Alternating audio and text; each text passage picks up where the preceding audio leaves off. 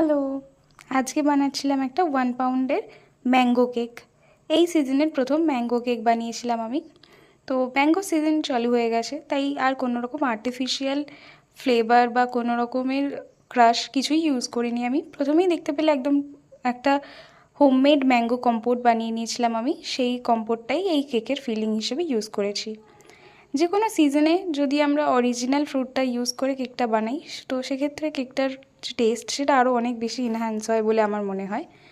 তো আমি সেই জন্যই একদম অরিজিনাল হোমমেড ম্যাঙ্গো কম্পোট বানিয়ে এই কেকের ক্ষেত্রে ইউজ করেছি। তো এটা নর্মালি ছিল একটা 1 পাউন্ডের অ্যানিভার্সারি স্পেশাল কেক। তো তার জন্য লাভ শেপের মধ্যে কেকটা ছিল। তো শেপটা একটু কাট করে নিয়ে আমি সুন্দর করে বানিয়েছি। আর একটা লাইট অরেঞ্জ কালারের বেস বানিয়েছিলাম আমি। আর ওপরে একটুখানি একটা পিঙ্ক পিচ টাইপের একটা কালার দিয়ে একটা বর্ডার করেছি। তো নিচেও এটার একটা বর্ডার বানিয়ে নিয়েছিলাম। এটা স্মুথ ফিনিশিং করেছিলাম আমি, খুব বেশি সুন্দর ফিনিশিংটা হয়তো হয়নি। রাউন্ড কেকের ক্ষেত্রে অ্যাকচুয়ালি ফিনিশিং দেওয়াটা যতটা ইজি, এই সমস্ত হার্ট শেপের কেকের ক্ষেত্রে এতটাও ইজি না। তবুও চেষ্টা করেছি যতটা পসিবল হয়েছে। তো এর ওপরে ছোটো ছোটো হার্টের যে স্প্রিঙ্কেল হয়, এগুলো রেড কালারের হার্ট স্প্রিঙ্কেল। এগুলো কোনো রকম ফন্ডেন্টের কাট আউট নয়। তো নর্মালি এটা স্প্রিঙ্কেল, সেটাই এর মধ্যে ছড়িয়ে দিয়েছিলাম।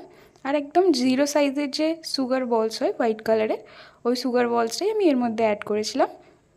আর কিছু গোল্ডেন কালারের ছোটো ছোটো বলস আমি অ্যাড করেছি। তো নর্মালি খুব সিম্পলের মধ্যেই এই ডিজাইনটা আমি ডেকোরেট করেছি। তো এটা একটা অ্যানিভার্সারির কেক ছিল 1 পাউন্ডের।